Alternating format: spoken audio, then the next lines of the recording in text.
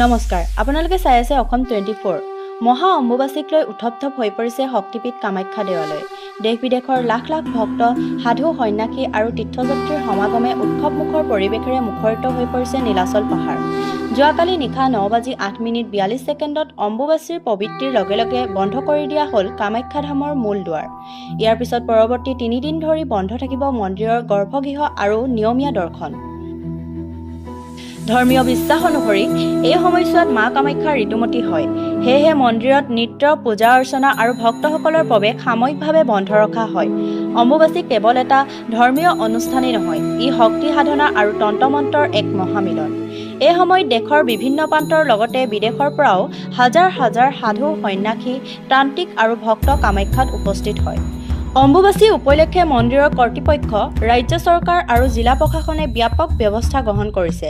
ভক্তসকলৰ বাবে কৰা হৈছে বিশেষ বাসস্থান, খোৱা পিন্ধাৰ ব্যৱস্থা, চিকিৎসা শিবিৰ, বিশুদ্ধ খোৱা পানী আৰু নিৰাপত্তাৰ কটকটীয়া ব্যৱস্থা। আইন শৃংখলা পৰিস্থিতি নিয়ন্ত্ৰণৰ বাবে নিয়োগ কৰা হৈছে বৃহৎ সংখ্যক আৰক্ষী আৰু অৰ্ধসামৰিক বাহিনী। উল্লেখ্য যে 3 দিনীয়া নিবৃত্তিৰ অন্তত পুনৰ মুকলি কৰা হ'ব কামাখ্যা দেৱালয়ৰ দুৱাৰ।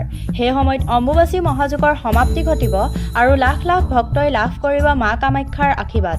ইতিমধ্যে সমগ্ৰ কামাখ্যা ধামত বিৰাজ কৰিছে এক আধ্যাত্মিক, ভক্তিময় আৰু উৎসৱমুখৰ পৰিৱেশ। মা কামাখ্যাৰ আশীৰ্বাদ লাভৰ আশাত ভক্তসকলৰ ভিৰে মুখৰিত হৈ পৰিছে সমগ্ৰ নীলাচল পাহাৰ।